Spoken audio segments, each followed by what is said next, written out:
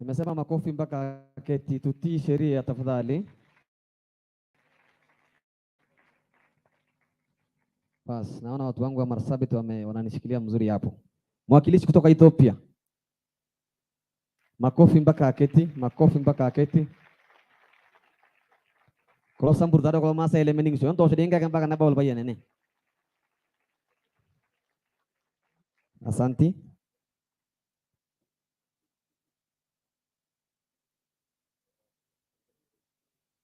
Asanti. Mwakilishi kutoka DRC. Mwakilishi kutoka DRC kama yupo. Mwakilishi kutoka DRC. Pigeni hata ya makofi kama hajafika bado. Pigeni tu ya makofi. Asanti. Mwakilishi kutoka Burundi. Nchi yetu ya Burundi. Mwakilishi kutoka nchi yetu ya Burundi.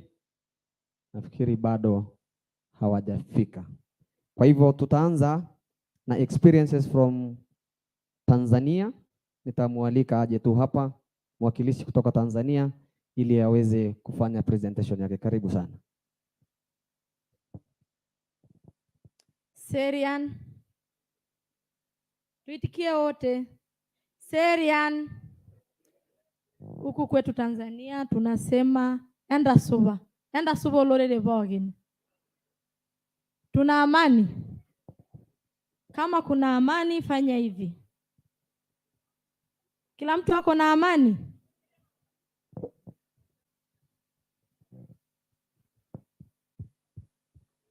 Sasa mimi ni representative from Tanzania.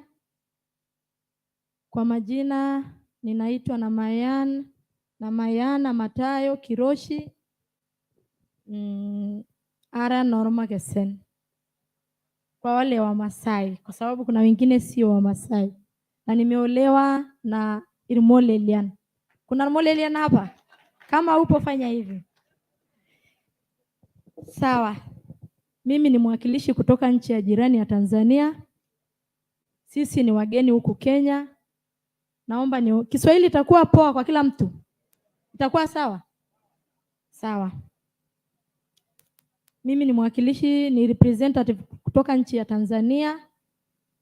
Nchi yetu ya Tanzania ni nchi ya amani sana. Nafikiri mnafahamu ni peaceful country. Kwa hivyo kwa ajili ya vitu vidogo vidogo mnavyosikia kuhusu mambo ya land, migogoro ya ardhi, hivyo ni vitu vingine, lakini in general Tanzania ni nchi ya amani. Tuko pamoja? Sasa mimi nimetoka nchi ya Tanzania kuja kurepresent Tanzania kutoka shirika linaloitwa PWC. PWC kwa kirefu inaitwa Pastoral Women Council.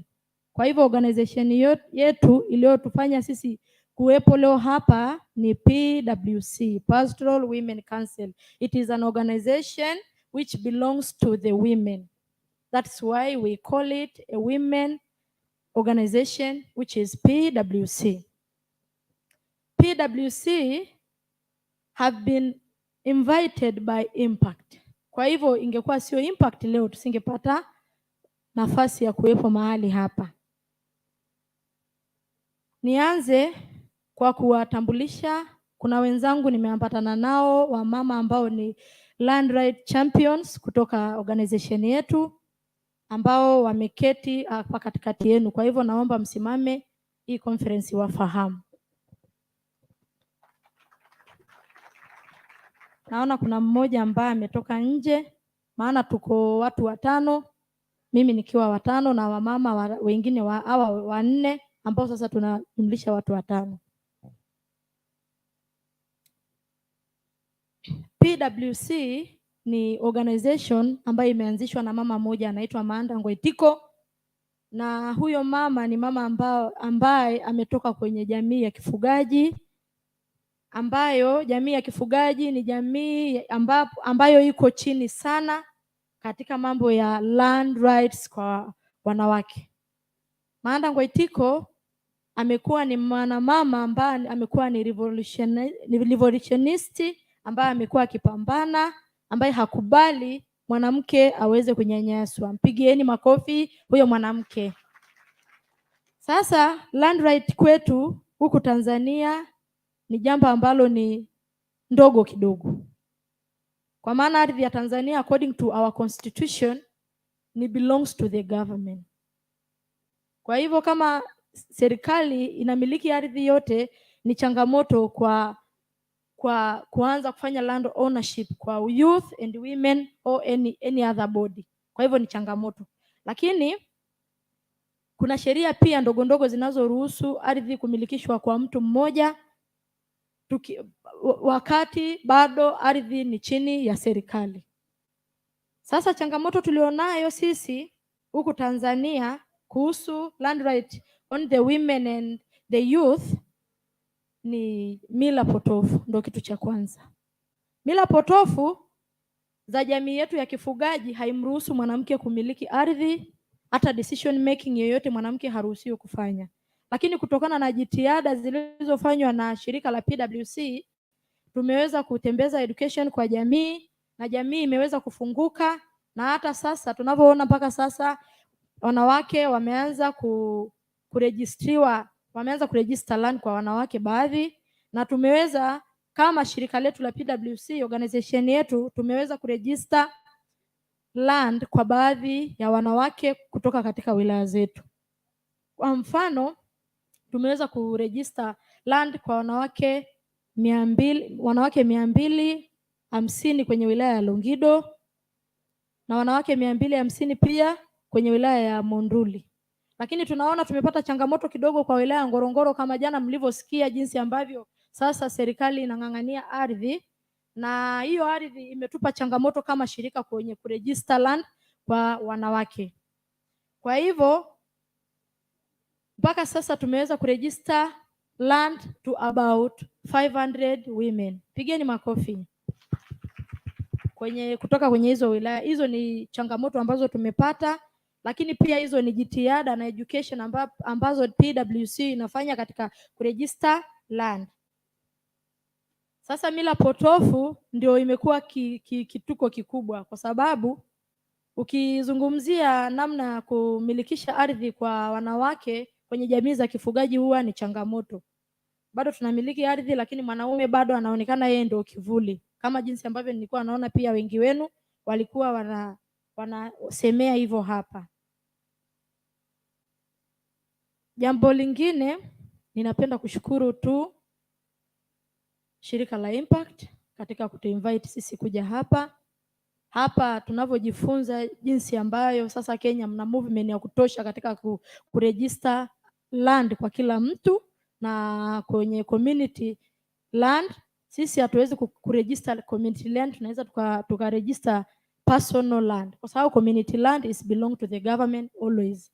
Kwa hivyo hii pia ni changamoto ambayo tunaipeleka katika nchi yetu, kuweza kuhamasisha serikali pole pole, si kwa haraka hivyo, lakini tukiomba Mungu atusaidie tunaweza tukaweza kuhamasisha serikali pole pole ili iweze pia kuwa na community land right register. Kwa hivyo kuishia hapo, nipende kuwashukuru. Nimefurahi sana kuja katika conference hii. Haki jana nimeimba, nimeona Wasamburu, nimejisikia kuwa Msamburu. Nitaenda kuonyesha jinsi ambavyo nimepata watu wakarimu. Nye ni watu ambao ni wakarimu sana, tumejisikia tuko nyumbani, na wakati mwingine kama next year tutaomba tena tuje. Nawashukuru sana.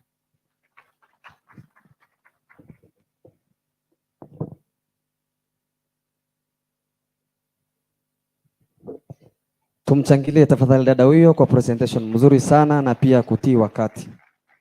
Next, experience from Uganda. Thank you, Mr. MC. Good morning, everyone. My name is Brian Agaba, and I come from Uganda. I work for an organization called the Coalition of Pastoralist Civil Society Organizations. We have a membership of over 20 organizations that are representing our communities who are doing pastoralism, and we work towards achieving development for pastoralism in Uganda. We want our pastoralists to benefit from the resources, both at national and local levels. Land is a very important issue to us. Land means school fees. Land means income. Land means agriculture. Land means marriage. It means a lot to us. And without land,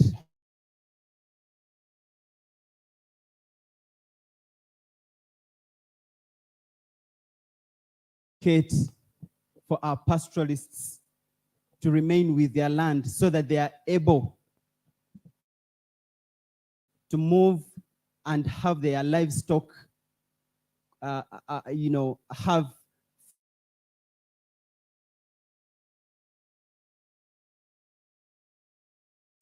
pasture and water.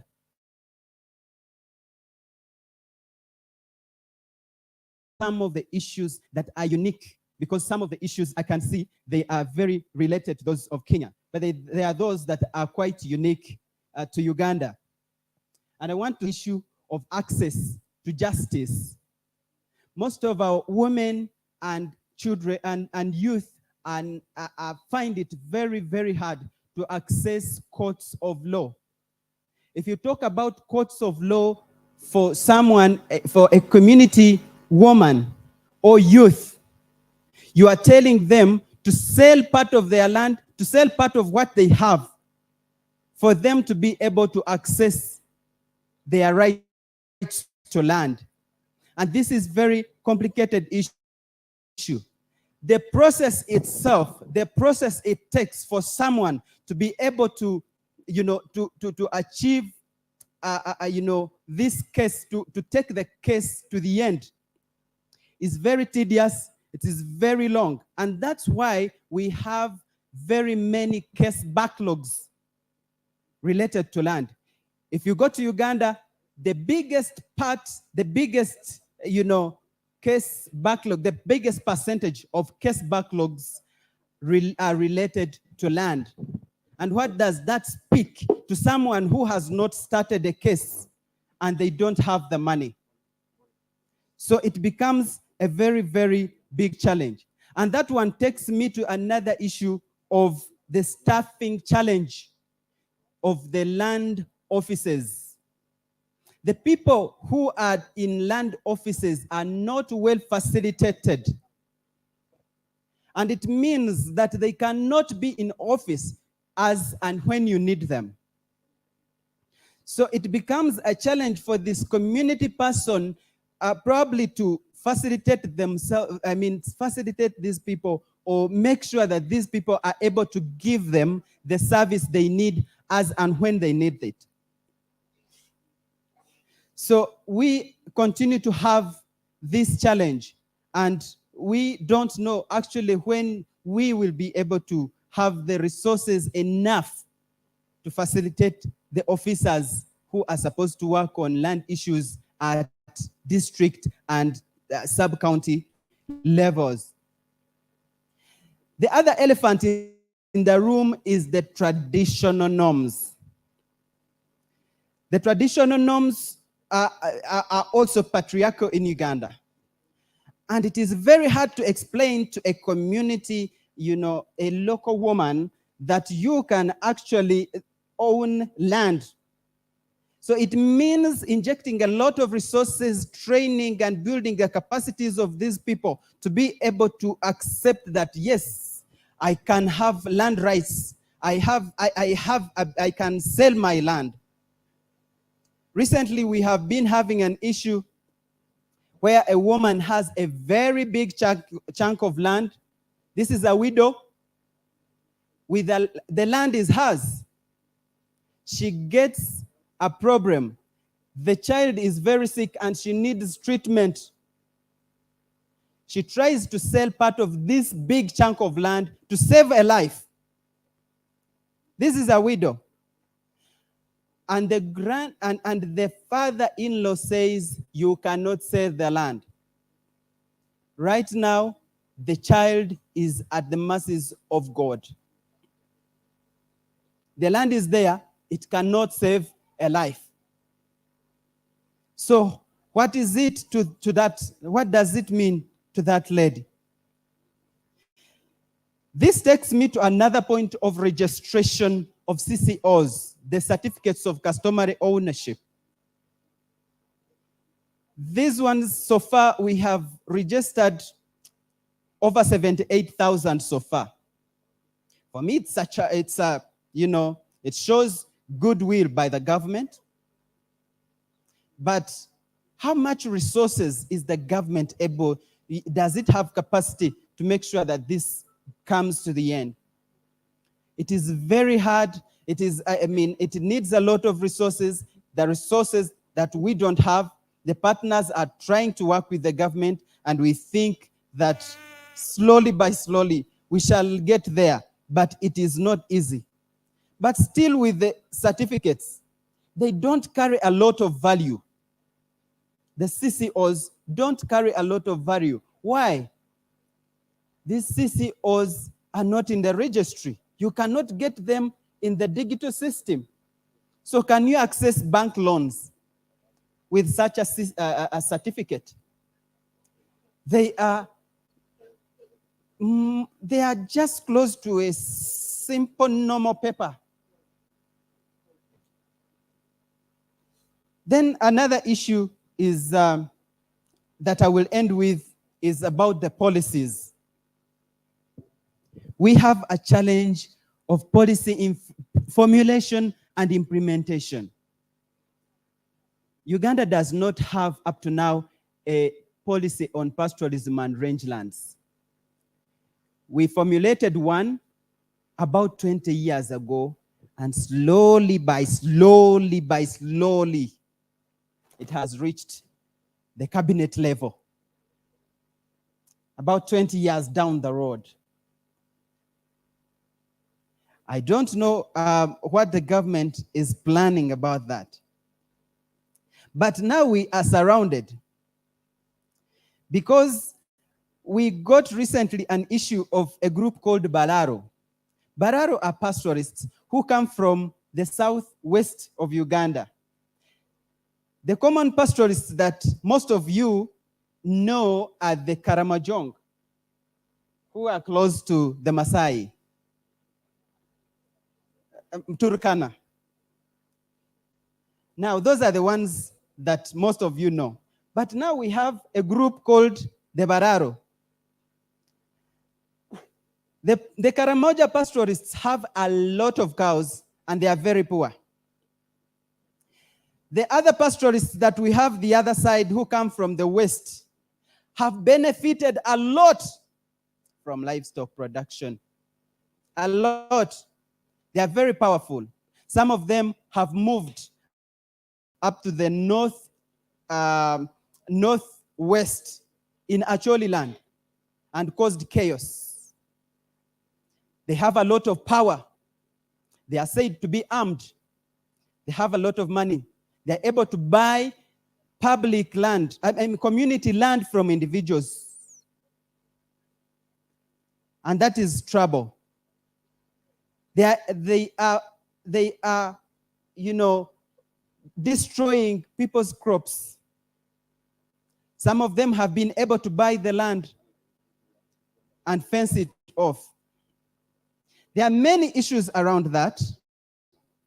And the president recently went there to solve the issues and told those who do not own, who don't have land, to sell their cattle and look for something to use the money for.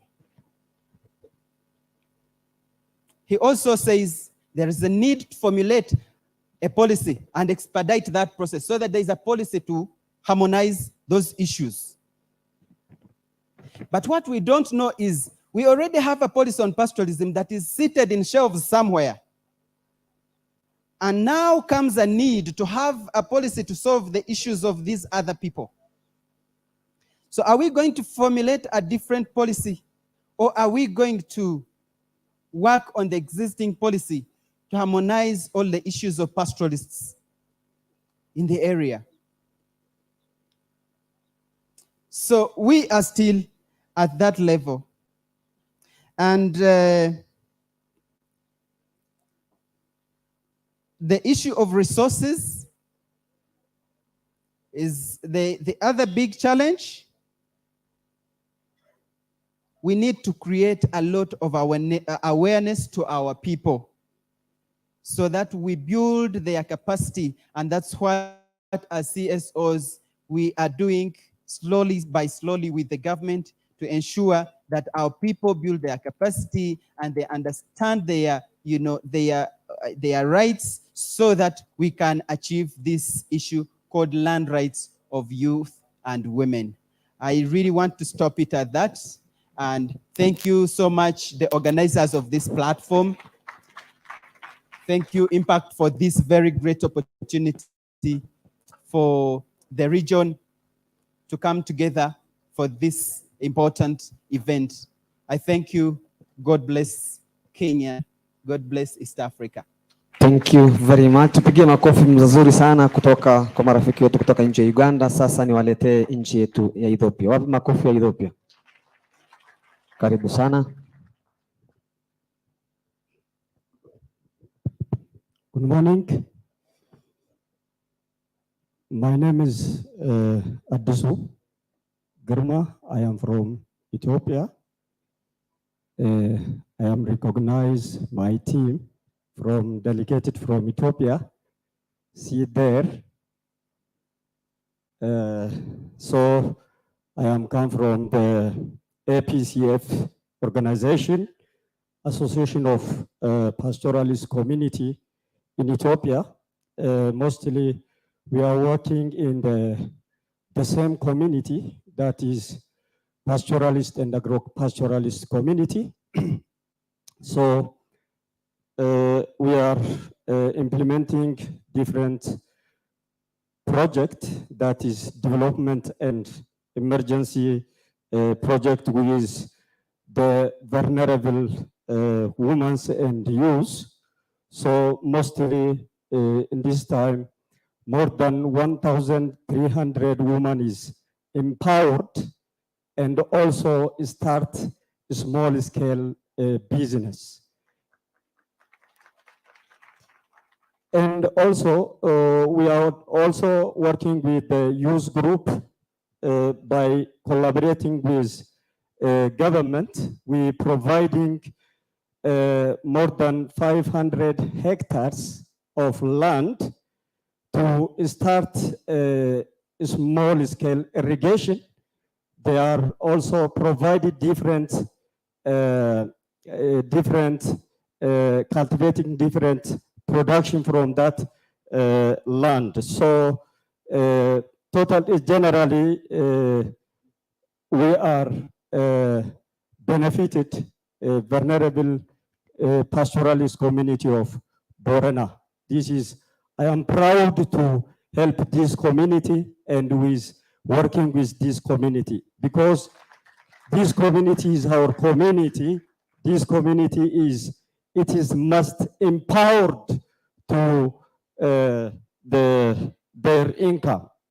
Finally, when I conclude my presentation, without gender equality and active participation of women and youth, development is impossible.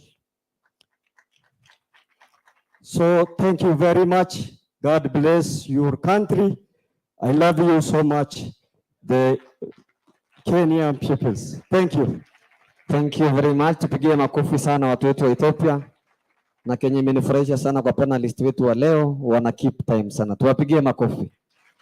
Niwaletee kutoka DRC Congo. Karibu dada yangu. Welcome and share your experiences from DRC. Amjambo. Kwa jina naitwa Marisa. I'm from Batwa community in DRC.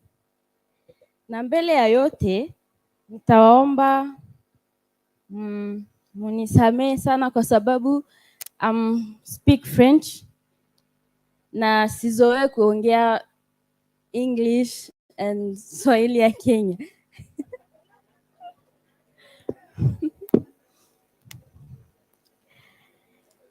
Lakini nitafanya nguvu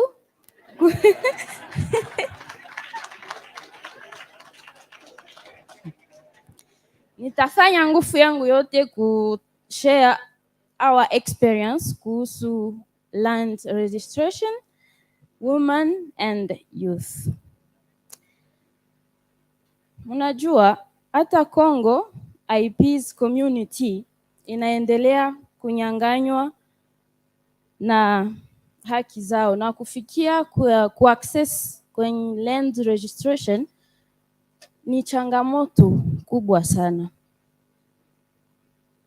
lakini kuna tumaini kama mambo itaweza kuchange. Sababu gani nasema hivyo?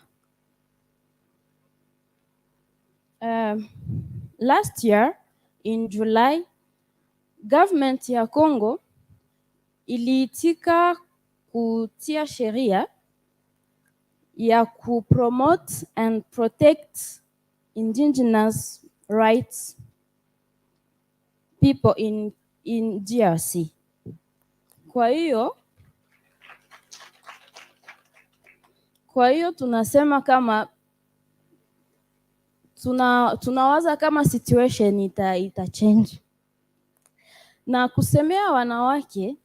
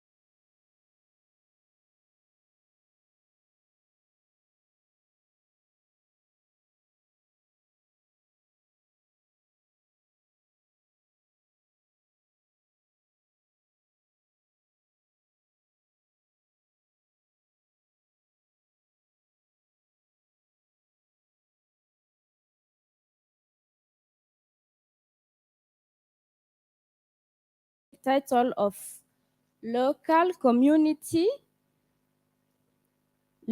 community forest concession, na tuliweza kumap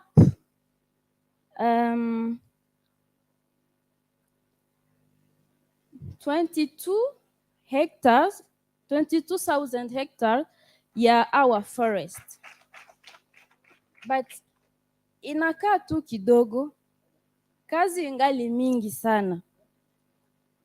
Na njoo ile tunawaza kama ile governor ya Congo kuitika ile sheria ya kupromote na kuprotect indigenous rights itatusaidia kuboost ile initiative na kuendelea kuregister our land and forest. Ninatumika pia na youth. Unajua sisi kama IPs kufika ku education ya quality iko nguvu sana. Dada yangu Silvana hapa jana alisema kama youth njo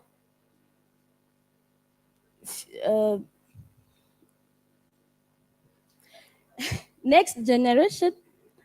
Yes. Na kama saa hizi hatusikie sauti za youth, hatujue kesho itakuwaje. Ni sasa hivi ndio mnapaswa kutusaidia, kutuongoza, kutuonyesha nini tunapaswa tufanye juu tuendelee kupiganisha our rights kuhusu land, kuhusu forest. Na ninjo ile ninatumika na youth, gisi nilikuwa nasema, supporting indigenous pygmy child and young people in equality education and safeguarding culture value. ni ile tu njo nilikuwa napenda kushare with you today.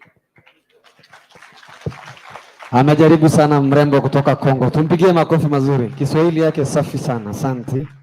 Amejaribu sana. Asante panelist wangu wa mwisho. Let me get experience from the Karamojong community who are living in Uganda briefly as we wind up the first session.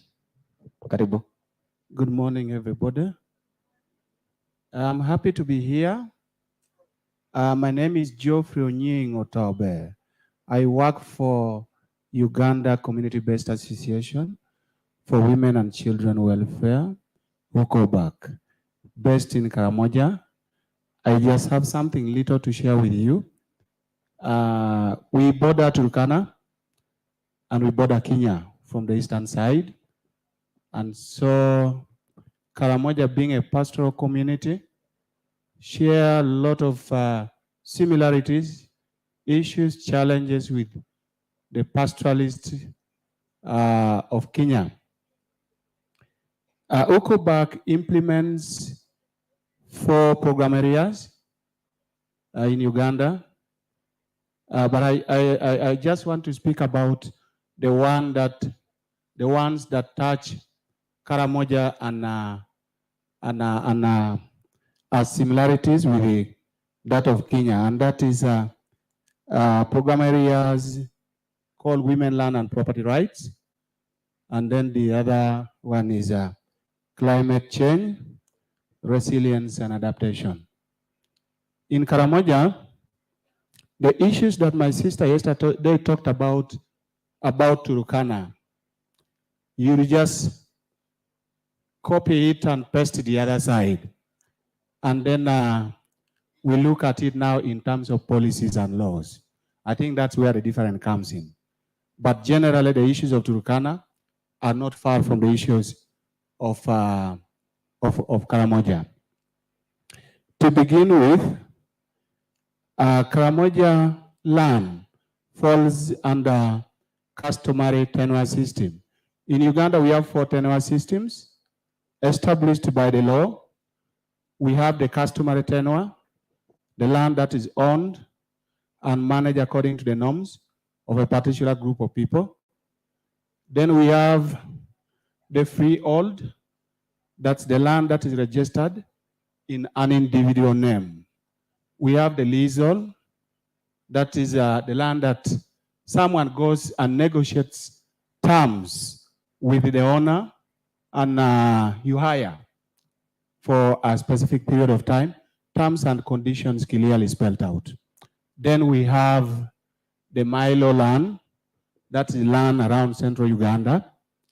Of all these lands, the Milo, the freehold, and the leasehold all have central or national registries. But the customary land, where the pastoralists, the Karamojong, part of northern Uganda and northeastern Uganda, are resident, doesn't have tenure security. Doesn't have central registry. What does the law say? In Uganda, we have the National Land Policy that came into effect in 2013. We have the Land Act that came into effect in 1998, and the Constitution, the Supreme Law of 1995. Now, what does all these laws talk about tenure securities under the 4 tenure systems? The law says all these tenure systems are recognized and they should be appreciated. But then, when the National Land Policy came into effect in 2013, it says that whoever owns land under customary tenure can register the land under that tenure system and get what is called a CCO, which my brother said is merely like an agreement or a paper. Of course, I've already told you that it does not have a national registry. So that alone puts it, gives it a weaker surviving It gives it a weak recognition. So the same policy of 2013 says that if you register your land under tenure, under customary tenure, and you get a CCO, you can still go ahead and process a certificate of, and you can convert your certificate into a freehold, because what people think is right in Uganda is the freehold title. You own the land in your name forever and forever. But then the CCO says that a family, if you are 10 in a family, the children, the mother, the father, and all that, all of you have rights to this land. You have bundles of rights. It can be accessed, it can be used, it can be ownership. The rights vary. You can still convert. So we are asking ourselves that the pastoralists who are enjoying their bundles of rights under the customary tenure system have weaker rights to their land. Why? Because the law tells us that if you have this tenure, if we say A is the same with B, why should you say that I should wish to change from B to become A? There is something. So we, as civil society organizations, have been thinking around this. What do we do? The National Land Policy says government should establish a national registry for customary tenure, to equate it to the levels, to put it to the levels of freehold, milo, and leasehold. But the government is not about, it's a 13, from 2013 to date, you know how old it is. The government has not done anything. But civil society organizations have moved ahead to say, yes, let's push, if it needs a push, so that we can be able to have a national registry for customary land, to be able to protect, especially the pastoralists of Uganda. And in this context, I'm talking about Karamoja. You'll excuse me, I have some health problem, and I keep having hiccup. Let me specifically talk about now the registration. Yes, the law provides for registration of customary land, but is it being done? Is it being actualized? Are we actualizing it? Most often, I've heard about government testing this registration. Why do we establish laws and say we test the laws? Why do we establish the laws and test it again? I thought that by the time laws is signed and comes into effect, it's supposed to be implemented. Now testing and doing what again with it? I look at that as a technical delay by people who are in power to say, yes, ignorant as they are, the way they are, let them remain, and land alienation, land grabbing, displacement, several other dirty and things that do not support the poor, the women, the pastoralists. Go ahead. We know that Karamoja is endowed with a lot of minerals. And when there is minerals in a place, what happens? Yes, the needs for land acquisition shoots up very high. And that is exactly what is happening in Karamoja. I am sorry to let you know that in Karamoja, we have 9 districts, and these districts are all divided into ethnicities. And one of the ethnic groups, the Matheniko, which actually forms Moroto district, will soon or later, but not far, lose out their customary land. And that customary land will be washed once and for all. Why? There is a lot of land acquisitions in Karamoja. without any respect to issues of mobility of pastoralists, to issues of shrines, issues of where they have always earned their livelihoods. There are a lot of land acquisitions. And these land acquisitions, just like in many parts of the world, that is assumed to be not knowing the law, goes the wrong way. The wrong way means it does not follow the procedures. The owners of the land keep struggling. Why do I keep struggling anyway? To be compensated for what I have owned for some times, for years. And I know that it belongs to me. Somebody from, I think the coastal area was talking about this yesterday. What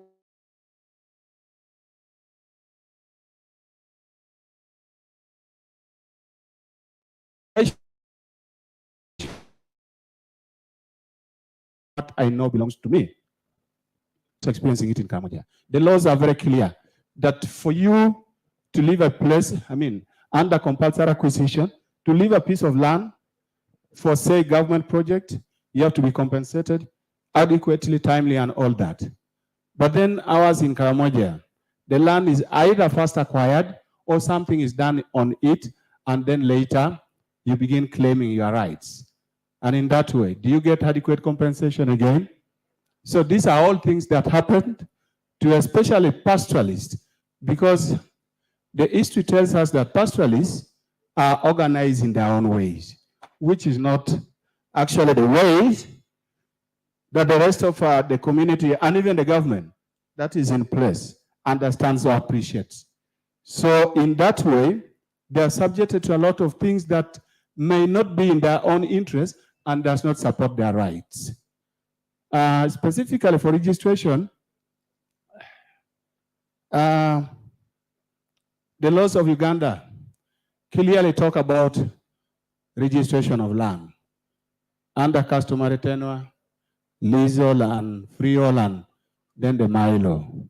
But for us in Karamoja, much as the law is clear on that, you'll always get to the administration structures that are responsible for the registration of land, and you find that your registration is not, you are not moving. Now, lastly, I want to speak about the issues of women and youth in Karamoja in regards to land rights, regards to their tenure security.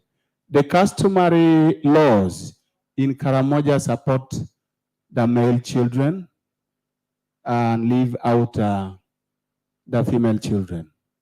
When you get to the the legal framework, it says we are all entitled to the same rights.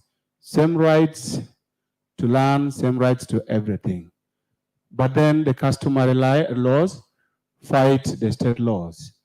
And you know, the custodians of the state laws, of the customary laws, sit with the community, sit with the people, and they see what you are doing. And for you to be accepted in a particular community, say like in Karamoja, you need to respect the what? The custodians to the law. Because when it goes to marriage, you get to the same what? Elders, the traditional leaders, who are the custodians. When it gets to any function, any social interaction, it gets to the traditional leaders. So for them, they sit there and they have more powers than their powers. Their laws are perfectly implemented than the state laws. So now, as Hukobak, this is the reason we are in Karamoja. What we are doing is, we are using what we call ecological model to ensure that all the hindrances, all the hampers, all the barriers to women lands and property rights are addressed. And how do we address it? We have interaction, negotiation, discussions with the traditional leaders who are the custodians to these laws, negotiate with them, place the truth against the mites. Because if it says women do not own, should not own land, what is it that when they own land, then will disturb the community? So we look at all these, we identify these barriers, and then we look at the truth against, place the truth against these barriers. And we ask the traditional leaders who are the owners of these laws to look at it, criticize it, and come up with a decision, either to nullify it, rally behind it, nullify it, and that's what we are doing in Karamoja. Now, for us to realize that we are making a step forward, Thank we you. look at, just let me conclude, we look at 4 things. Our community embracing registration of marriage. Registration of marriage is one way in which rights of women can be protected. It offers support in courts. We are looking at registration of joint registration of land. In the event that the husband is away or has passed on, is there something that will support the widow, the children in court of law, should the customary law become stubborn? We are looking at will writing. When I write a will, I make a decision to support my wife, my children who are both girls and women. And lastly, yes, I think those are all. I would love to share, but I think we are managed by time. Thank you very much. Thank you very much. Tupigie hao makofi, tupigie hao makofi, asanteni sana. Nafikiri kwa panelist leo wangu wame keep time apart from watu wa Karamajo. Tupigie hao makofi. Basi DJ nipe wimbo, tusimame sisi wote dakika moja ninapoita the next plenary. Tusimame sisi wote, nipe Susan Morina. Tusimame wote as I call for the next plenary. My sister Evelyn, please, let me now request you. Tuwapigie makofi wa panelists kwa kazi mzuri ambayo wamefanya. Nipe wimbo DJ.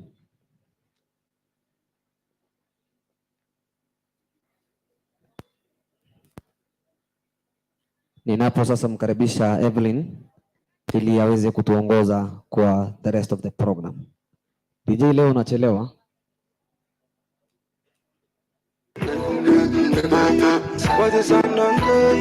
Haya. Wachana naye, wacha. Wewe. Nimesema Susan Morena na kama hakuna kitini sasa wacheni naye. DJ na next time nikisema Susan unaniwekea Susan. Asante.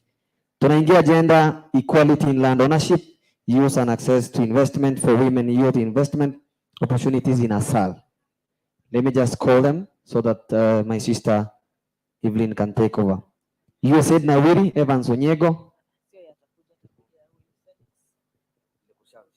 Felix Likushalan will stand in for Evans. Nilikuwa nimemuona hapa, angekuwa na ni makofi mpaka afike kwa podium. Boma Project, Kanda David.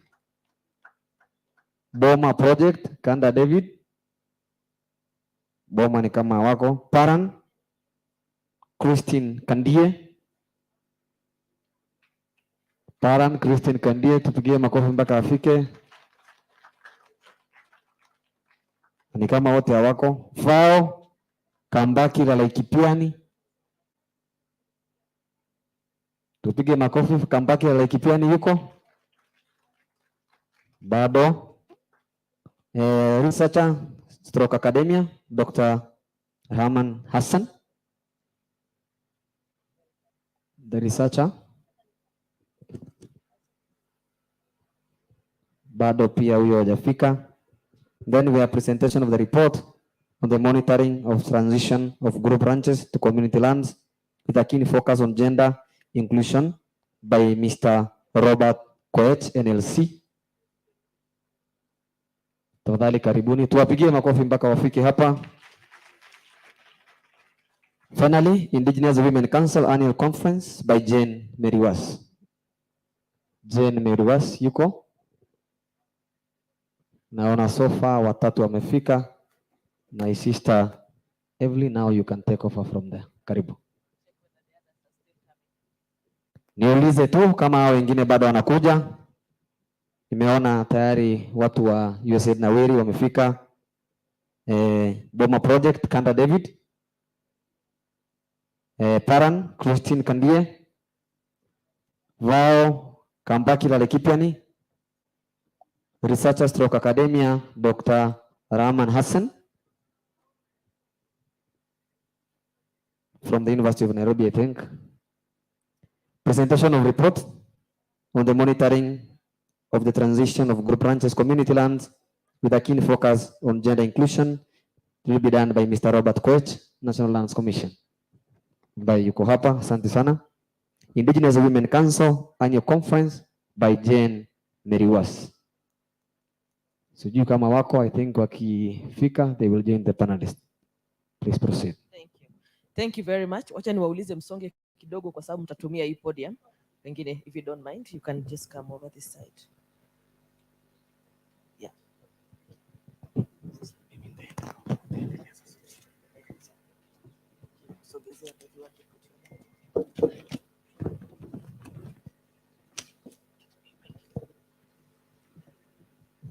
Good morning everyone. Amjambo.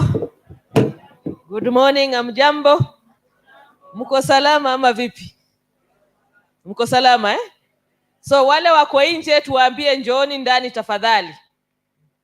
Wale mko nje njooni ndani tafadhali. Na waona wale mko nje njooni ndani tafadhali. We need you in this conversation. We cannot come here and start have our own small groups. We are part of a bigger delegation. Wale wako nje njooni ndani tafadhali. Take your seats. Wale mko nje njooni ndani tafadhali. And this is just not for those who are outside now. Tunajua kwamba kuja kwa hii summit ni commitment kubwa, si ni kweli? So najua sometimes kama jana tulikuwa tumelemewa na masaa na pengine ilikubalika watu kwenda nje kwa mikutano ndogo ndogo. Lakini ni muhimu sana kwamba tutakapomaliza leo tuwe na mwelekeo. Na kwamba tunakuhitaji wewe na wewe unamhitaji mwenzako akusikilize na achangie mjadala, si kweli? Kama tunaenda kufanya vikao vya kando kando kule nje na kusahau kabisa tulilete nini, tulikuja kufanyaje hapa, tunajikosea sisi wenyewe. Kwa sababu zile experience, yale majibu tunapata kutoka kwa maofficers, experiences ndio zinatukuza. Zinatufanya tuweze kuondoka hapa tukiwa na knowledge, experience na hata mtisamo tofauti ya jinsi tunavyoweza kufanya mambo, si kweli? Kwa hivyo ni mimi na wewe na mwenzako kuona kwamba ni bora kuwa hapa full time. Ndio ile investment ya muda, ya masaa, ya fedha na ile knowledge ambayo inakuwa shared hapa tuweze kuondoka naye wote pamoja. Hiyo ni himizo tu na changamoto kwetu. Iwapo itabidi utoke, wache iwe lazima kwamba utabidi uondoke. Asanteni. So, hii session ya saa hizi tunazungumzia maneno ya jinsia ama gender equality kwa upande wa access, land ownership ama umiliki wa ardhi, jinsi wanavyoweza kushiriki akina mama na vijana katika ile investment ambayo inafanyika katika communities mbalimbali ama inafanyika katika ardhi ya kijamii. Na hapa tunaangalia, je, ni vigezo vipi, ni hali gani, experiences gani ambazo ziko kule. Hawa panelists ambao wako hapa watatuelekeza kwa yale ambao wanayoweza kutuambia kutokana na experiences zao. Kwa wale ambao hawajaweza kufika na iwapo wamerudi katika hema, hapa tuko na USAID na Wiri Boma projects, juu kama ameshafika. Tuko na Paran Alliance, nani Christine Kandia yako wapi ama mwakilishi wake? Wapi Liban? Wewe vuka kanyaga sakafu njoo utarepresent ama nani ama Christine yuko hapa, sorry. Okay, thank you very much. FAO ako wapi Kambaki? Okay, akionekana tafadhali muelekeze hapa. Research and Academia, Dr. Rama Hassan. Ako wapi Dr. Rama? Akionekana tu kama tunaendelea tafadhali aelekezo hapa kwa stage. Presentation of the report by the NLC. Tuko na NLC representative, Indigenous Women Council, Jane Mariwas sijamuona, lakini mwakilishi wake ama kutoka kwa the same organization angependa kuchukua hiyo nafasi. Kama yupo anaweza karibia, kama hayupo tutaendelea. So allow me to invite our first speaker, who is Felix, to give us an information and experience as far as the work that they are doing is concerned. Karibu sana Felix. Naweza tumia hiyo mic. So nitakupatia kama dakika ngapi? 5 ama 6 7. 7 minutes. Please proceed. Asante sana Evelyn. Kwa majina naitwa Felix Lekrushalan. Nafanya kazi kwa shirika la Masiko, the lead organization kwa program ya USAID na Wiri. Leo niko hapa kwa niaba ya the field director wa USAID Nawiri Evans Onyeko kuongelelea maneno ya gender equality on land ownership, how we are contributing to this as a program in Samburu County. Na nataka kuongelelea maneno kidogo kuhusu contribution ya USAID Nawiri katika gender equality in land ownership, use and access and investment, especially focusing on women and youth investment opportunity in ASAL areas. So allow me to give you a few contribution of USAID Nawiri to this important agenda. First of all, on strengthening land ownership, land governance, USAID Nawiri works to improve governance system, land governance system, especially natural resource management through ward development committees, natural resource management committees, and community integrated action planning. By doing this, we are advocating for inclusive land laws, regulations that strive to ensure equal rights and access to land for all the members of the community.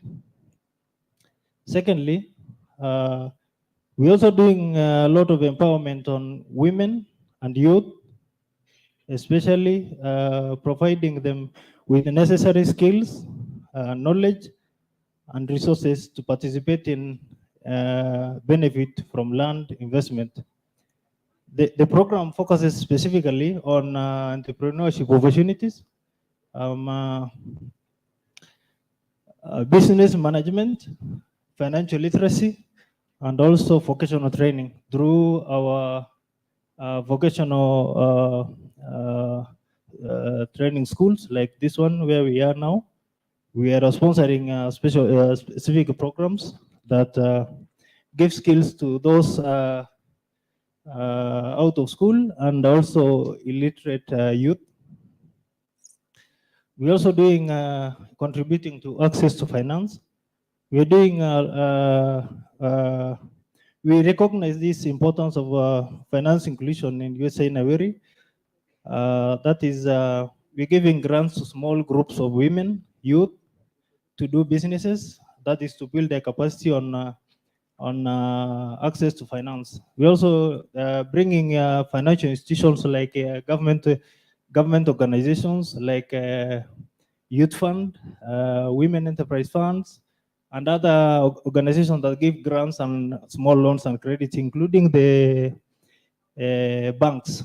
And recently, we've done one of the first financial expo in Samburu North, and I think in the whole of ASAL areas is the first financial expo that brought out all the financial institutions to connect them with they call them the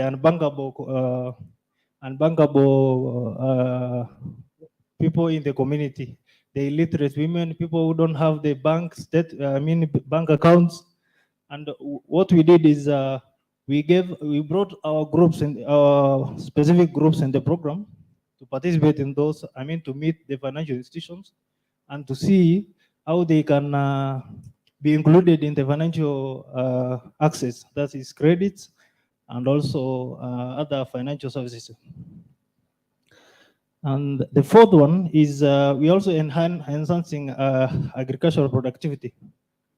As you know, Samburu County is majorly arid and semi-arid area. And particularly we look at Samburu East and Samburu North, all the areas sometimes they have difficulty in accessing water, even storage like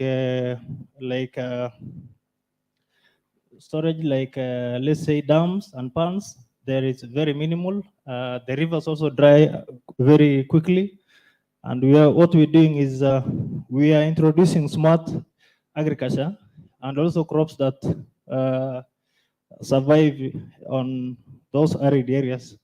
So we are adding a specific value chain to the groups that we're also giving loans. I mean, small grants. We're also giving them opportunity to connect them with suppliers of seeds, suppliers of other farm tools and equipment, so that they can access those quality inputs and also facilitate the market linkages for their products. That is the farming products. And the fifth one is we also trying to provide income generating activities. That is through businesses, like the linkages we do with the market systems. We're also strengthening market system to make sure that the circulation of money in the villages is easier, and also making our groups to be able to identify opportunities and maximize them. And so with this, these are the initiatives that the USA Nawiri aim to empower women and youth in national areas, creating an enabling environment that fosters gender equality and support their active participation in land-related investment. If there are specific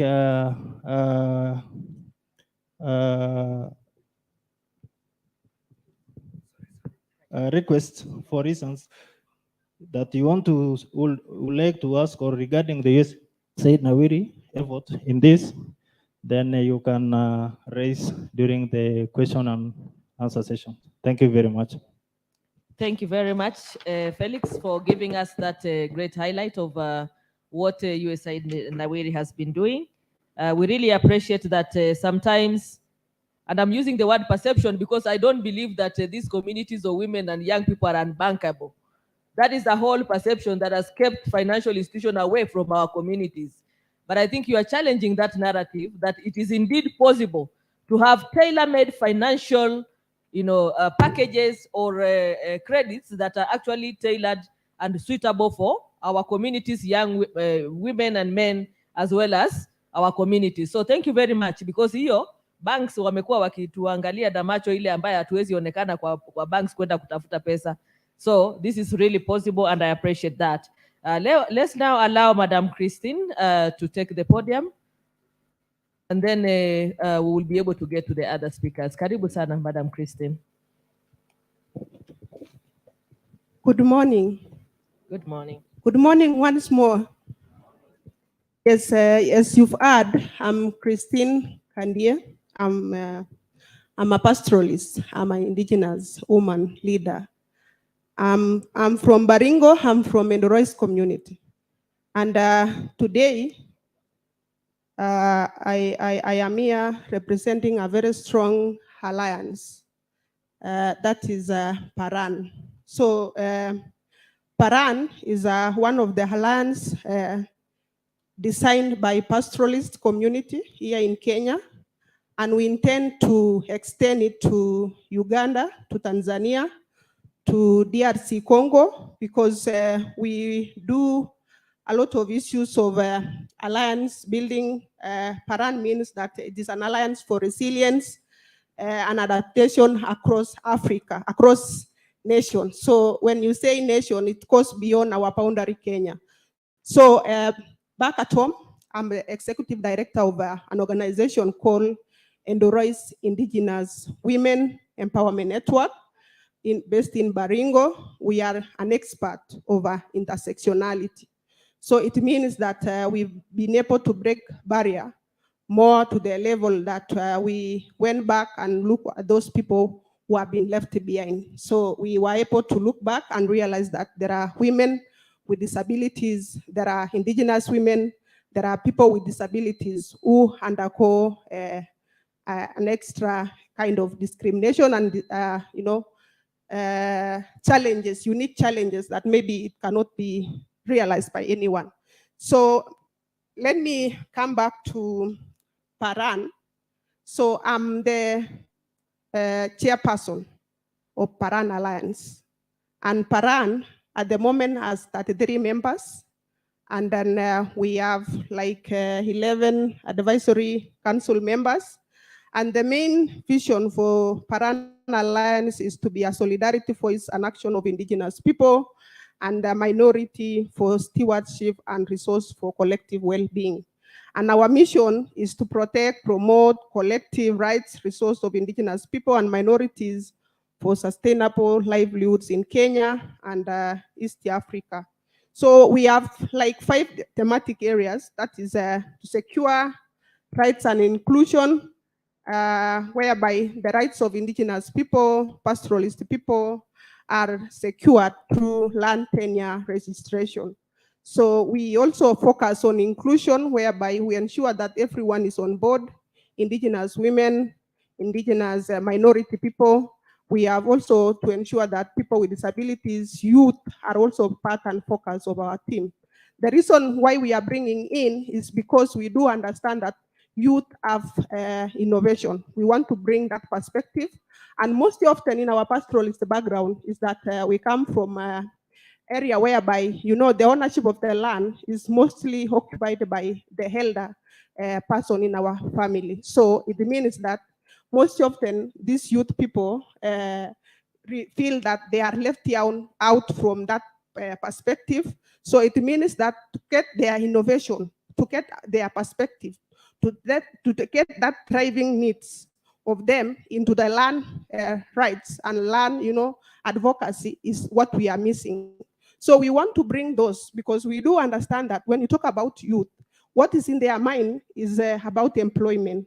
It's about unique things of their needs at the moment. So they cope by generation. So we want to bring those people on board and also to ensure that we have a clear transitional, we have a transitional leadership that will be able to take into the leadership of pastoralist people.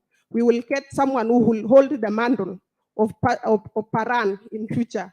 We bring together all youths across the nation to be part and parcel of this movement.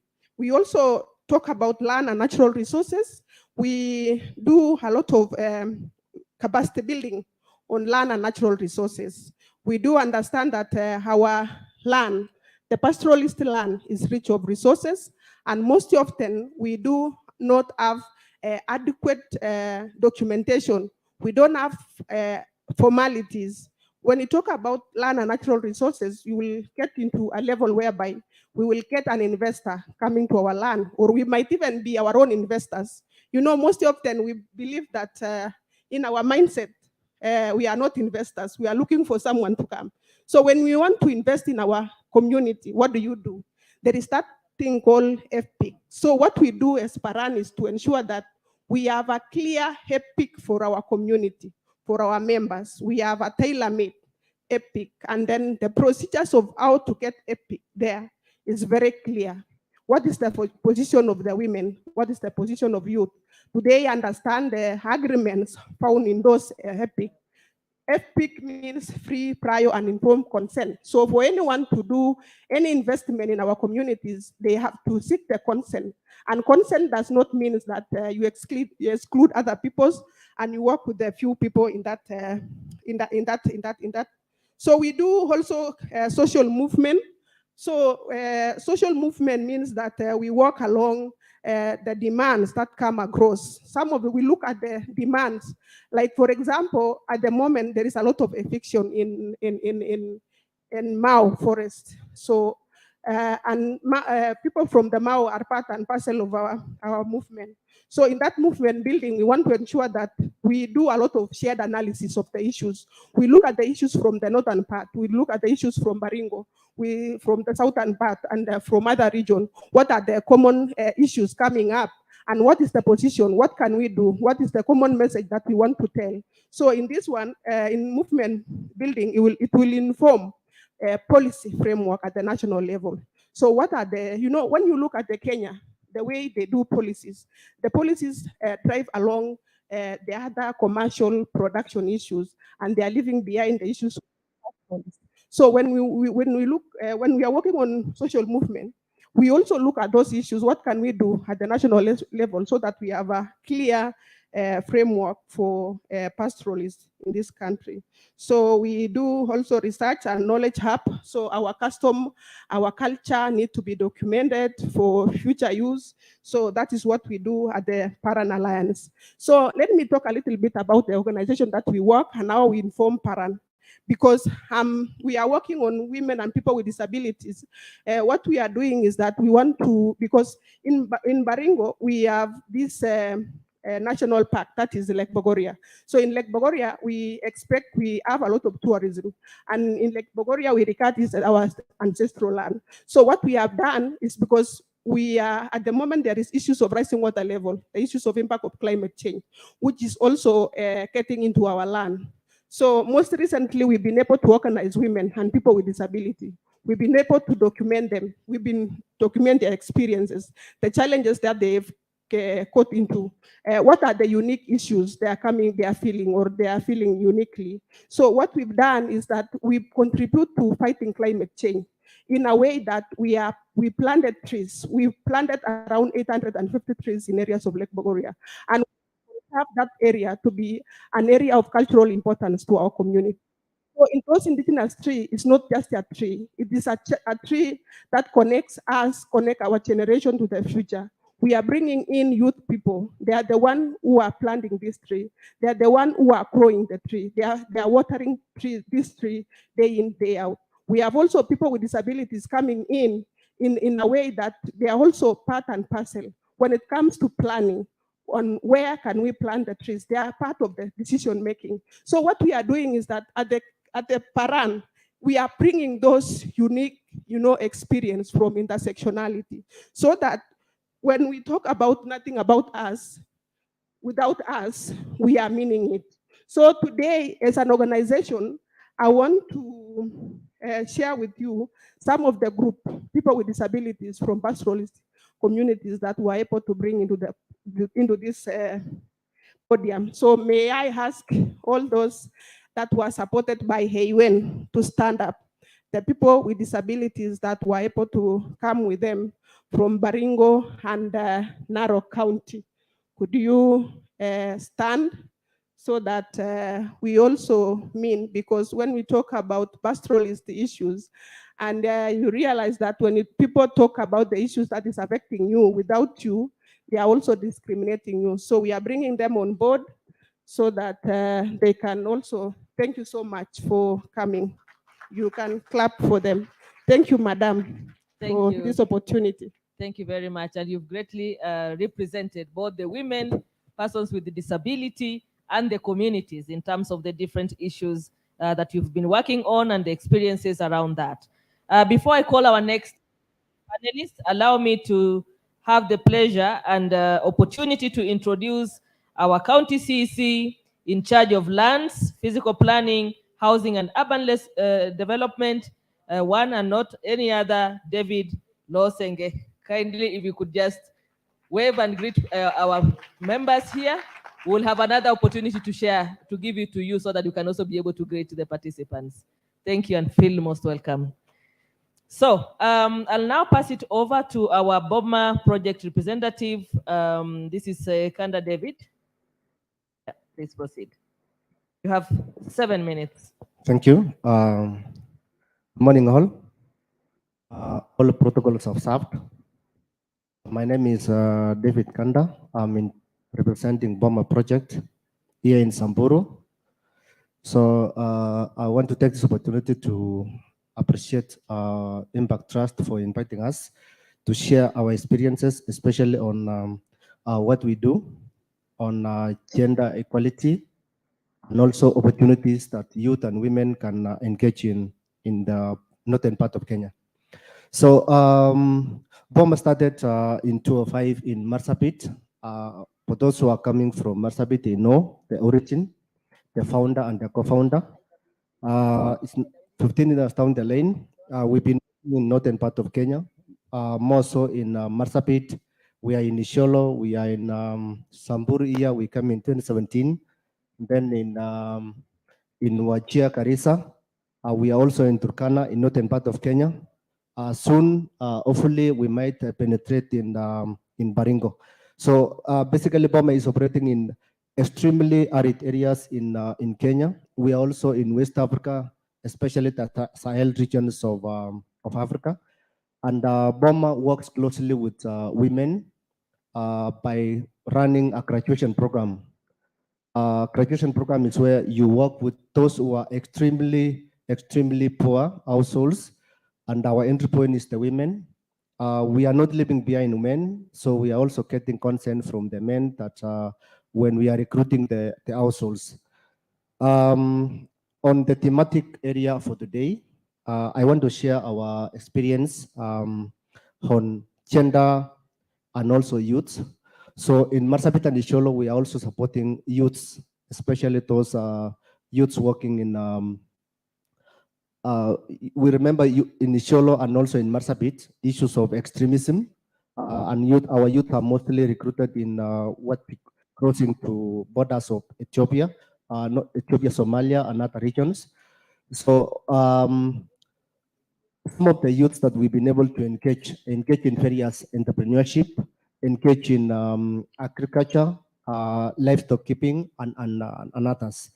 So in Samburu County, we've been working with several partners. We're also working with Nawiri that you have just presented, running a nutrition program. So on the access to land, we know land is a critical factor of production, and in northern part of Kenya, land tenure system is not as other areas where I come from, because we have a lot of clear land ownership process as opposed to the arid, because here most land is communal owned, and there is no clear direction on how even women owning land in northern part of Kenya is something that is work in progress. But we hope such forums like this one will streamline how women can access land for production.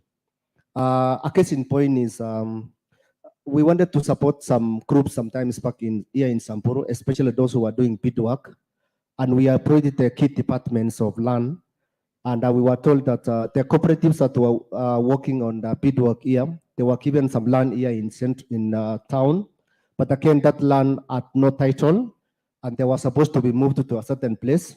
So can you imagine that amount of money that we were supposed to invest in that place just went like that? So if we had strong land tenure system within our counties and also proper planning, it will be able to support those women to earn a living and also improve our rural economies.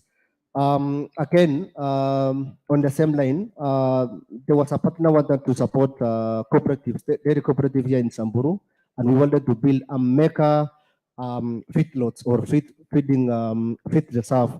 So because of lack of land, they were able to move far away from town, and they bought land. The amount that they bought land, they could have been used elsewhere, but because of the land tenure and the land management within our governments, the county governments, so it derails the rural and even the external investments by the partners, governments, and also other organizations who are willing to invest in these counties. We know very well in northern part of Kenya, especially in the pastoral, women depend on bid work, and establishment or ecologists need some land, and those lands again are owned by communities. So it is also a very critical element for us here to discuss. So now we support those women and youths so that they can run our economies and also benefit from those opportunities that we as partners support. Because we may not be able to buy land, but county government can also come in and work with us so that we make sure we streamline those opportunities. There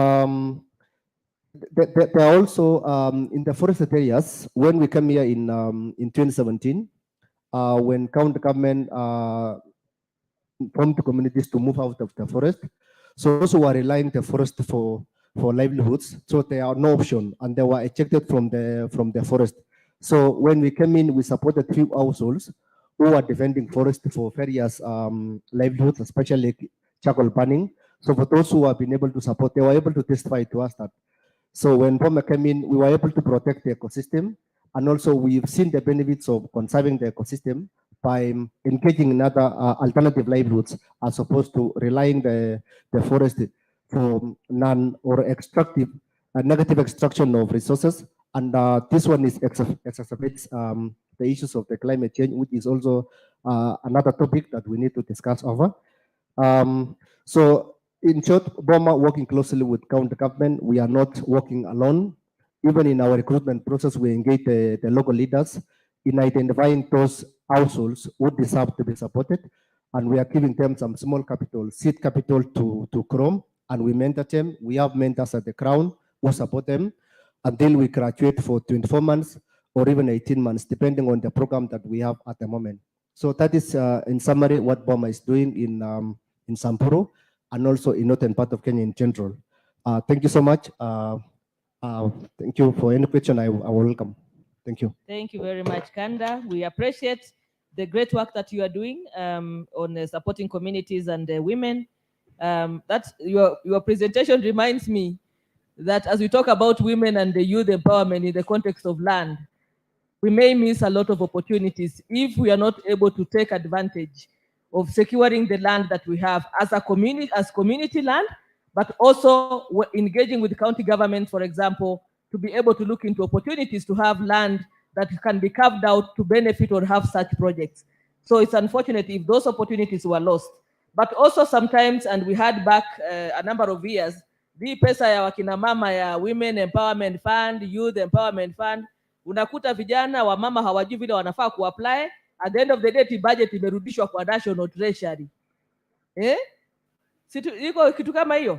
So how do we talk about access to finance wakati hizi capacities za kuapply hawana, na pengine some of the requirements are also too much and maybe not necessarily able to meet the needs of these constituencies that we are talking about. So thank you for the great work you are doing and for these other organizations that are also doing the same. Now, allow me, and I see my panel has expanded over time, to introduce Madam Judy Kipkenda from Indigenous Women Council, who will also share her experience of the organization in view of this subject. Karibu Judy, you have 7 minutes. Thank you so much. Good afternoon, everyone. Good afternoon. Oh, sorry. Good morning. Well, my name is Judy Kipkenda. I come from the indigenous Ogiek people of Kenya. We are found in Mau Forest. Unfortunately, we are not pastoralists. We are a hunter-gatherer community. I come from a place known as Koibatek in Baringo County. I'm standing here representing the Indigenous Women Council. Indigenous Women Council is a network of indigenous women dedicated to empowerment and amplification of indigenous women voices, rights, and leadership. We have members drawn from 14 pastoral counties and communities from hunter-gatherer communities and fisher-folk communities. And before I continue, I want members of Indigenous Women Council who are here to stand, please.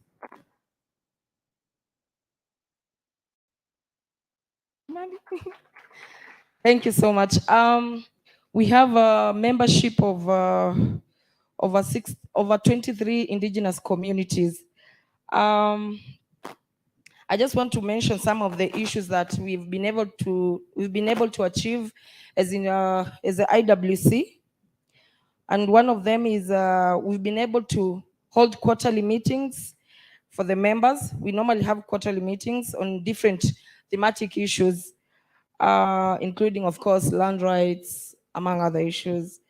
We normally have meetings with strategic partners, for example, the National Gender and Equality Commission, just to push for policy decisions. Through IWC, the members have been able to be exposed to networks and to participate in national, regional, and international platforms, including this on Land Summit and other big national summit and international summit, climate summit that recently happened, among others. Through IWC, we are currently pursuing a space at the National Gender and Equality Commission for special voices of indigenous, to get a space and opportunity to voice indigenous people's issues. Also, IWC has been able to necessitate capacity building for its partner organizations, which we are also a member of, and everyone who was upstanding here is also a member of from their respective organizations. So the other biggest achievement that IWC has been able to achieve, we've been able to hold 8 editions of the Annual Conference of Indigenous Women, which brings together indigenous voices, especially for women and young people like me. I want to talk about the annual conference, which is the reason why we were given this opportunity to present. So the theme of this year, we held the 8th edition. We've had 7 others before. This was the 8th. And the theme for this year actually marries to. So the theme was strengthening indigenous women participation in land governance and climate change.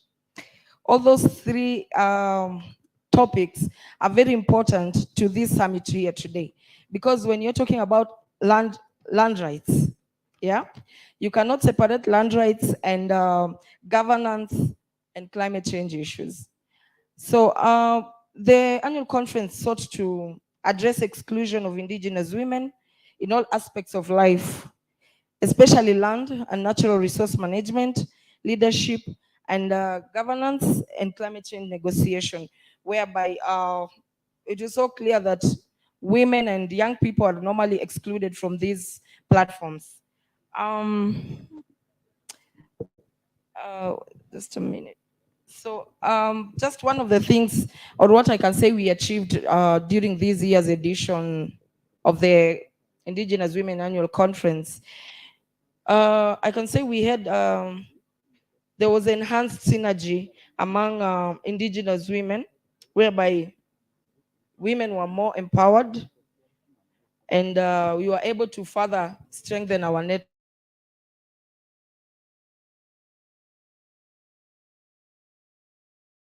Of indigenous women. Also, it was learning and lead and strengthen indigenous inclusion in the ownership of land, decision-making, governance and management of community land. So the Indigenous Women Conference is a strong network that is still open to other indigenous women from indigenous communities who are currently not members of the Indigenous Women Conference, Indigenous Women Council. And if you feel like your community is not represented in the Indigenous Women Council, I wish I could list all the communities, but you could just inquire with one of us who was upstanding to see if your community is represented, and if you'd like to join our council, you're much welcomed. So thank you so much, and I'm so proud to see so many women here being involved and engaged in matters land rights. And just to mention, it is our time.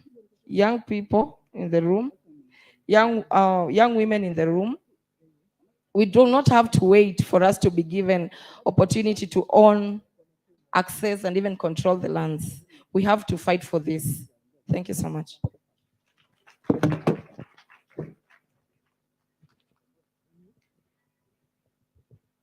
Thank you very much, Madam Judy, for the presentation.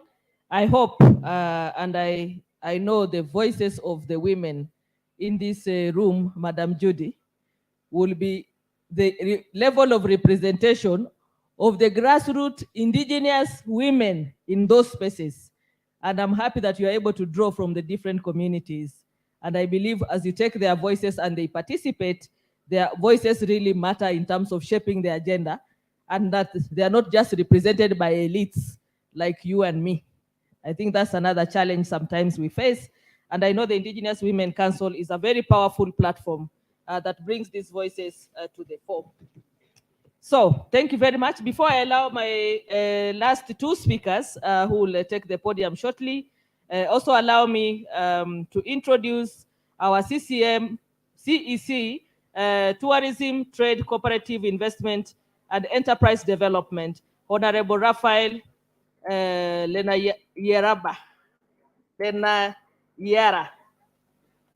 Welcome, sir. Thank you very much. Huyo ni mwakilishi wetu wa kitengo ama ile department ya tourism ya utalii, biashara ama ndio inaitwa nini?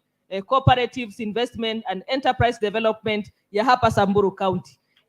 Atatupatia maoni yake ama ataweza kuchangia mjadala katika session itakayofuata, na tunatumai kwamba utajishikilia kidogo tu kwa masaa, tukimalizia alafu tuweze kusikia na tuweze kubenefit from the work that the county government here is doing as far as your ministry is concerned. So allow me now to share the platform now to our FAO representative ambaye atatuelezea you can use the other mic. Utatuelezea vile FAO imekuwa ikifanya. I know FAO has been supporting a lot of work on securing tenure rights, na anayewakilisha hapa ni Kambaki Laikipian. Maybe you are from Laikipia as well, but welcome. Thank you, moderator. Good morning, everyone. Good morning. Habari zenu? Salama. Hamjambo. Ese Rian. My name is Kambaki Laikipiani. She was not able to pronounce, but there is that name of Laikipia County in it. So if it gives you a mouthful of the tongue, you can as well call me Laikipia, and I will respond.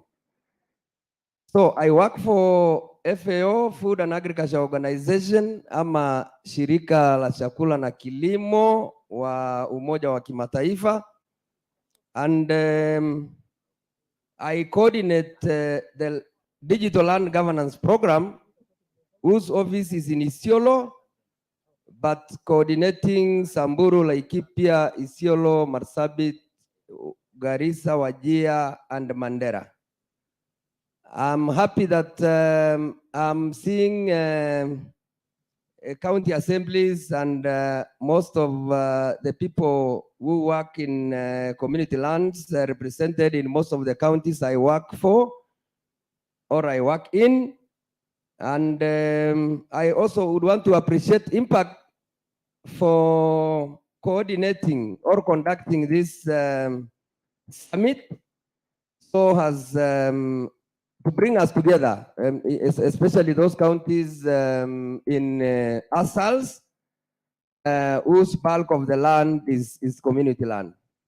I want to appreciate them because I can see we were talking with the County Assembly of Isiolo, and I think from the panelists, one of the panelists from Isiolo was, mentioned or alluded to the fact that Isiolo has a challenge in terms of securing and even registering their community land. And from our talk yesterday, I think there is some light at the end of the tunnel, especially for Isiolo and most of those ASALs counties that I coordinate the Digital Land Governance Program.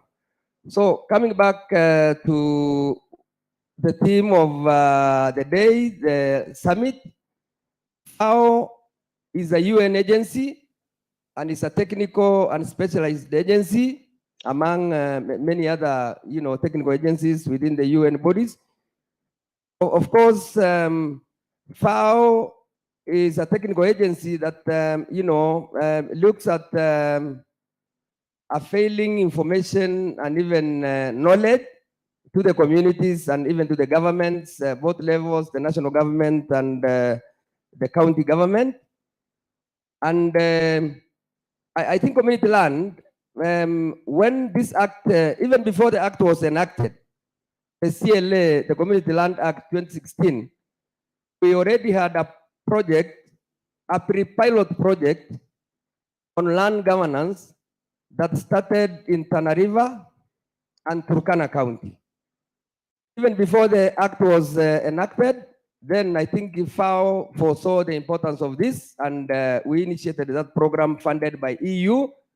And from the results of that program, we were able to now, have another level of funding from EU that we called pilot, and the program was rolled in 9 counties in Kenya, and most of them were in ASALs County. That is the time the community land concept was rolled out. And I think FAO was among the first organizations that rolled out the Community Land Act.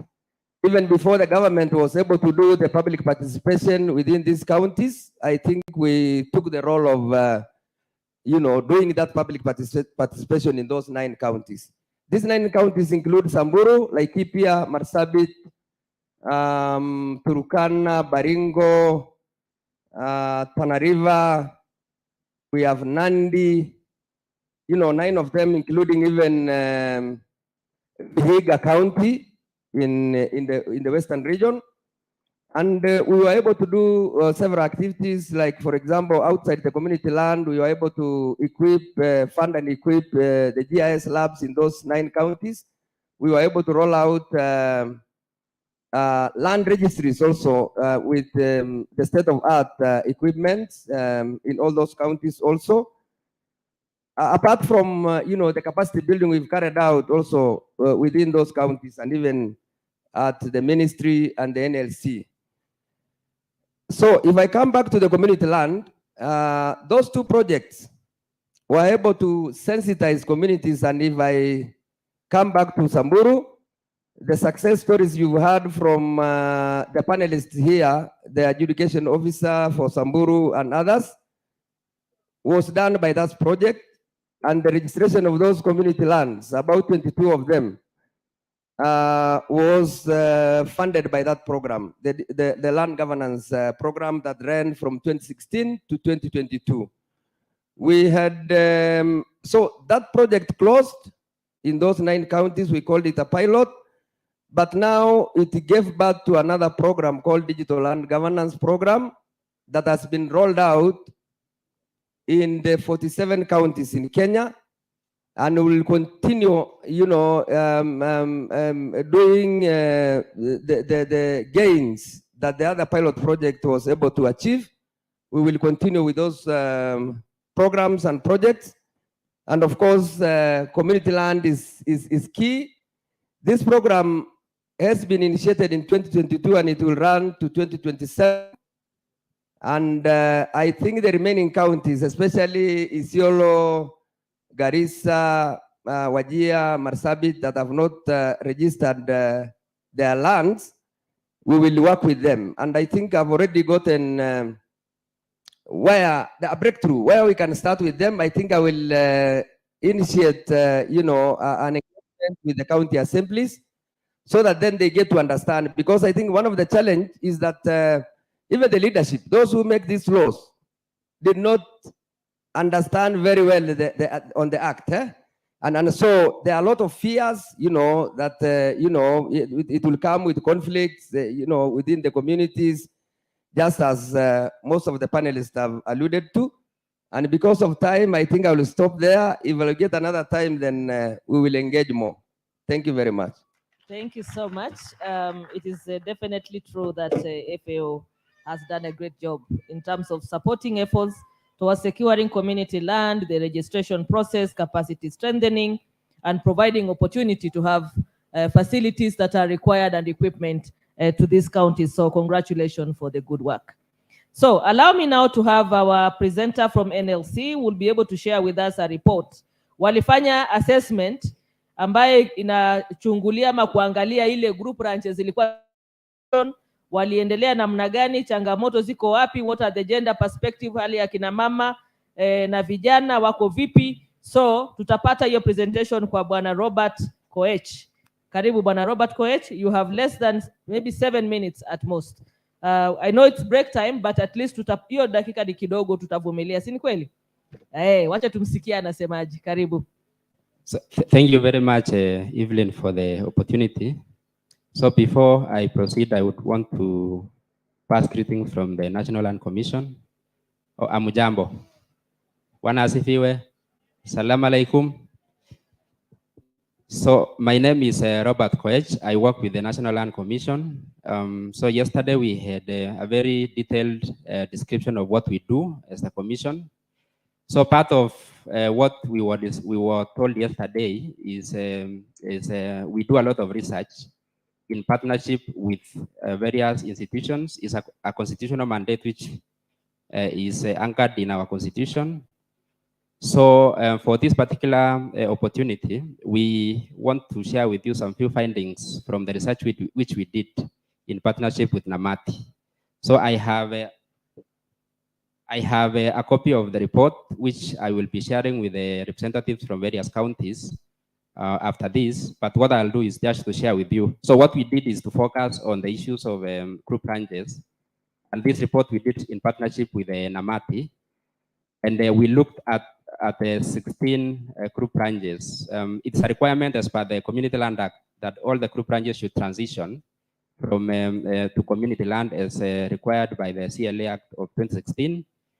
So, so what we did in the year 2021 is to do this research, and we focused on 4 counties. We focused on Samburu, we focused on Kajiado, we focused on West Pokot, and also we focused on Laikipia.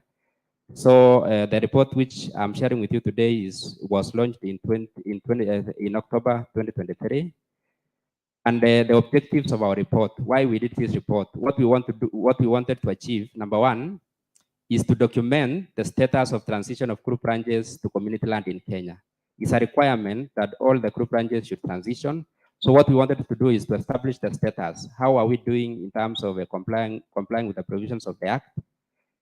So number 2 is to look at the involvement of women, youth, and other minority groups in the process, because ideally it's a requirement of the law that as we do the transition process, we need to involve all the members of the community, including women, youth, and the minority groups. And also what we wanted to achieve also is to look at the challenges, hindrances and enablers, and also we recommend the practical measures to fast track the process. So in terms of the specific group ranges that we looked at, in Laikipia, we looked at Kurikuri, we looked at Musul, we looked at the Lingwesi and Murpusi. Then in Samburu, we looked at Marti, Tingaping, Gilai West, Girgir, and Sereolipi. In Kajiado, we looked at Olkeri, Matian, Shambole. And in West Pokot, we looked at the Chemchoi, Chesra, Pachuk, and Korelach. So in terms of our findings, so what we found out is in Kenya, as of 2016, when we were doing the enactment of the Act, we had a total of 315 unresolved group ranges. So all these 315 are the ones which are required to transition to the Community Land Act. So out of these 315, in the year 2023, May, we had a total of 46 group ranges. So which is representing about 14.6% of the unresolved group ranches, which are now supposed to do the transition to Community Land Act. So if I can quickly mention the counties where these group ranges are. So in Baringo, we have 4 unresolved group ranges. Out of these 4, none has transitioned to Community Land Act. So in Kajiado, we were able to document 2. I think yesterday when there was a presentation, they were saying 3. In Kajiado, we have 2 which have already transitioned. In Kilifi, we have 6, Kitui 4, Kwale 3. So these 3 counties, none of them has transitioned to Community Land Act. In Laikipia, we had 13, and all of them have transitioned to Community Land Act. So the county with the largest number of unresolved group ranges is Narok, with about 239. And none of these 239 has transitioned to group ranges. Samburu also has done quite well. Yesterday we were informed 22 have already transitioned. So, and then we have Siaya, Taita Taveta, and West Pokot. In Siaya we have 6, none of them has transitioned. Taita Taveta we have 6. Then those who have transitioned are 5, and then West Pokot 5 also have transitioned. So in terms of involving our women, youth, and minority groups, so what we were able to find out is in these group ranges, the men or the elders form the majority of the influential groups in the transition process. So this is a group which they dictate how the process should proceed. And then also we looked at how are our women involved in this process. So we found out that about 9.1% have influenced the process. So in terms of which group is the most influential is men. In terms of which group is the least influential, we found out it is women. So, so this is still a gap in terms of how should we incorporate our women in the process of transitioning.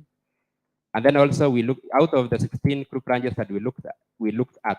So we found out 8 group branches were able to achieve a third representation of women, while 3 fell short of the required third representation. So it was a common finding in all these group branches that male gender dominates the representation. So it is still, so we found out that one group branch, for example, did not have any representation of women, youth, and ethnic minorities represented. So which is in contravention to the Community Land Act. So in terms of the other challenges, especially why is it that women are not able to participate fully in this process? So the issues which came up, which I think we have discussed most of them, the first one is the cultural beliefs, where now we believe our women should not be participating in these processes. And also we have issues of low literacy levels and also the gender roles. So in our report, we have documented in terms of the CLMC members in these groups, how many women are there, how many youth are there, how many ethnic minorities are there. So I don't think we will go through them in this presentation, but we'll share with you the report. So the main challenges is, so we have, we established 4 main challenges in this process. So the first one relates to the registration process, and some of these had been discussed yesterday. There is the issue of the disputes among the group branches, which are characterized by issues of election of CLMC members. This one we found out to be most controversial because members of the CLMC would want to have control of the process. And then also we have exclusion of some members from the process and those who would want to maintain the status quo. So these are some of the challenges that we have identified. And then we also identified another challenge related to the cost. We found out that this process of transitioning is quite expensive, and where there is a lot of expense is in terms of community sensitization and also in terms of mobilizing members to attend the CLMC process. So I think here what we established as a key issue is there are counties, especially like Kipi and Samburu, who stepped in to support the process of transitioning process, and that is why you're able to see there is a very high transitioning process in these 2 counties. So I think as part of what we are trying to recommend is counties can step in and support the communities achieve this transition process. So, we came up with few recommendations, which we are because it is our desire as the National Land Commission to achieve a significant, if not 100%, a figure that is nearer to 100% in terms of transitioning process. So here what we are recommending is we have recommendations to the ministry that they need to support this process by ensuring that we have adequate financial and human resources to support this process. And then also we established there are some forms which these communities are supposed to fill. These include the CLA1 form, and also there are the issues of the register. So we recommended there is need to review this process, this statutory form, so that at least we're able to capture the details of the gender and these others. So for the commission, what we have recommended that we will establish monitoring parameters, so that at the end of the day, once we are done with this process, we're able to document how is the gender inclusion in this process, how do we strengthen community governance in this process. And then, of course, for the counties, you've been given a specific responsibility through awareness. However, you are saying this, the counties can coordinate, so that if we have various partners, especially those who support this process, they do it through the support from the county, so that counties can be able to coordinate this process, and so that communities can fast track this process of transition. I think in summary, that is the highlight of our report on transitioning of group ranges to community land. Thank you.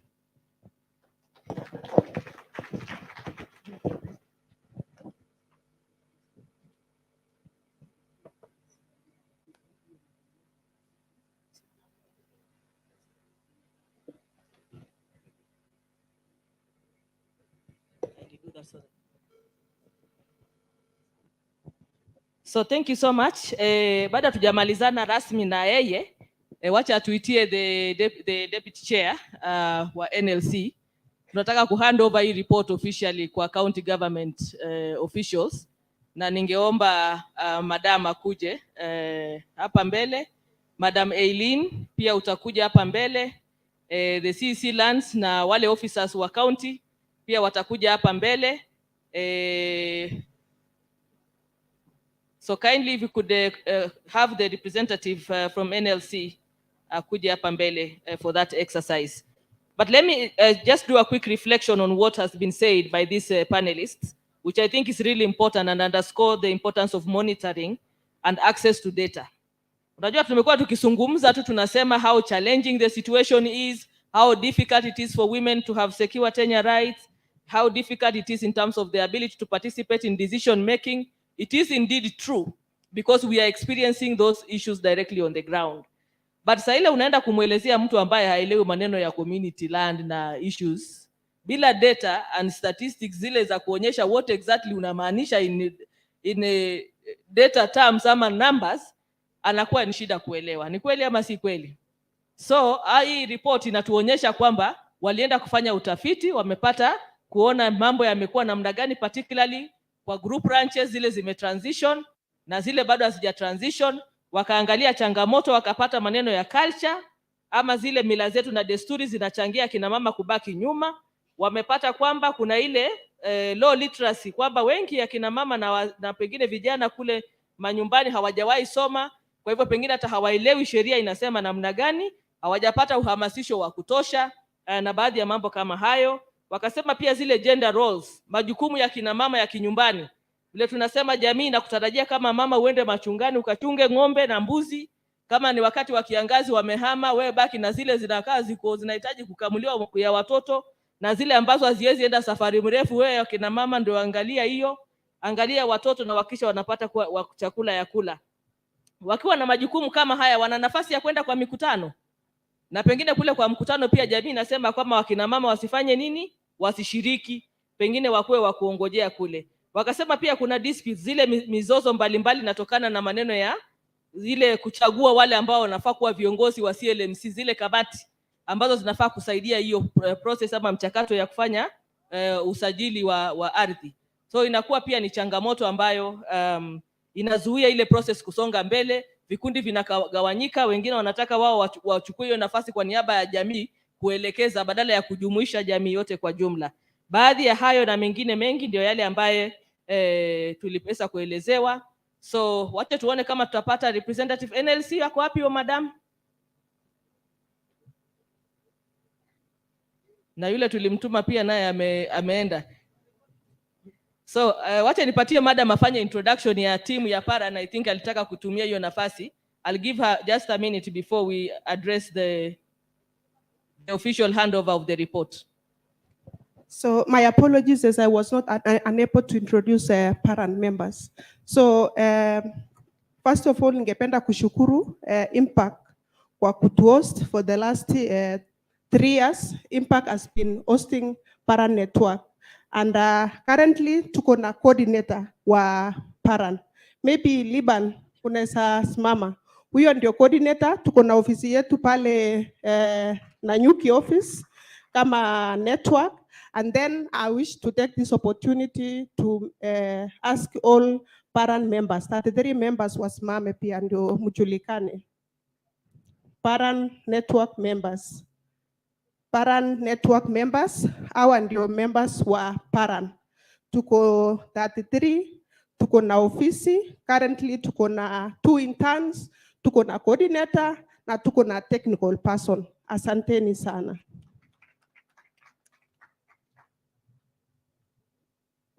Thank you very much. As we sort out the logistics of handing over the report, let me allow us to go for tea, because we'll have our officers back here for the immediate session so that we can handle it with a more efficient time management. So thank you very much to our able panelists for the kwa sasa. Let's go for tea. Baada ya chai tunarudi mara moja baada ya dakika 30 peke yake, na ukiambiwa uingie ndani, tafadhali njoo ndani ndio tuweze kuendelea.